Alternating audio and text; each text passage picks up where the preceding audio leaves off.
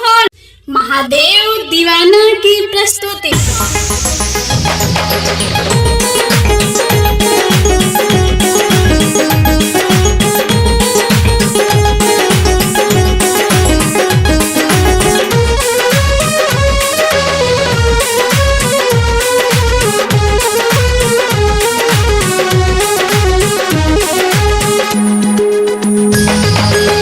सोच ले बानी दैया, सोच ले बानी दैया, सोच ले बानी, सोच ले बानी दैया, सोच ले बानी दैया, सोच ले बानी। नहीं हर के यारा बारे चूसी है जवानी, नहीं हर के यारा बारे लूटी है जवानी।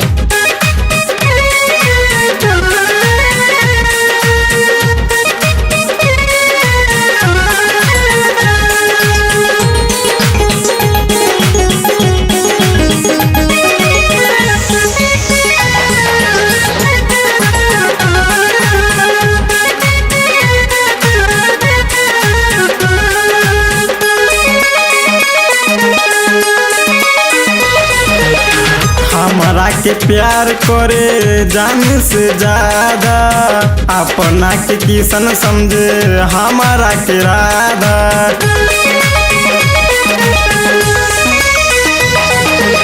हमारा से प्यार करे जान से ज्यादा, अपना के किसन समझे हमारा के राधा।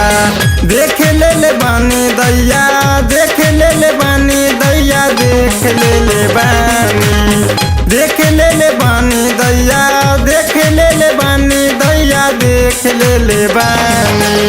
नहीं हर के यारा बारे चूसी है जवानी, नहीं हर के यारा बारे लूटी है जवानी।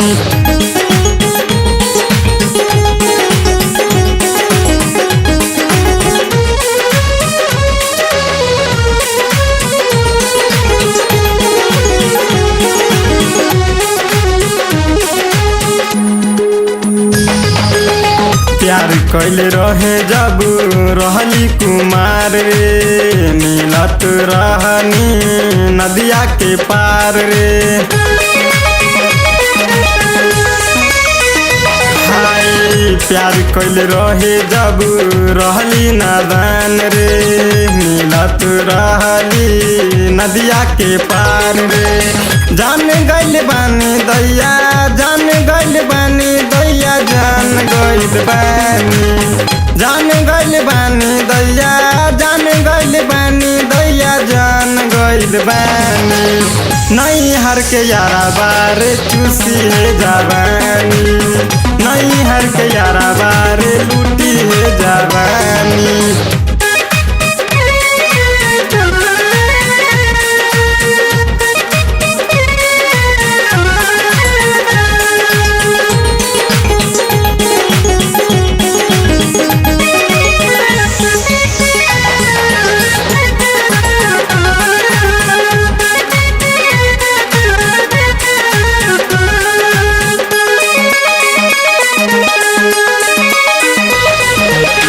राइटर साहेब रबिन करे ना प्यार रे, मिथुन दीवाना यारबा बाटे कुमार रे।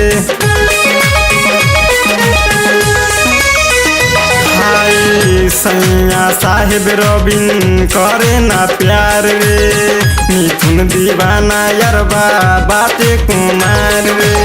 सुभाष मुखी से कही देले बानी रे, कही देले बानी, सुभाष मुखी से कही देले बानी रे, कही देले बानी। नहीं हर के यारा बारे चूसी है जवानी, नहीं हर के यारा बारे लूटी है जवानी।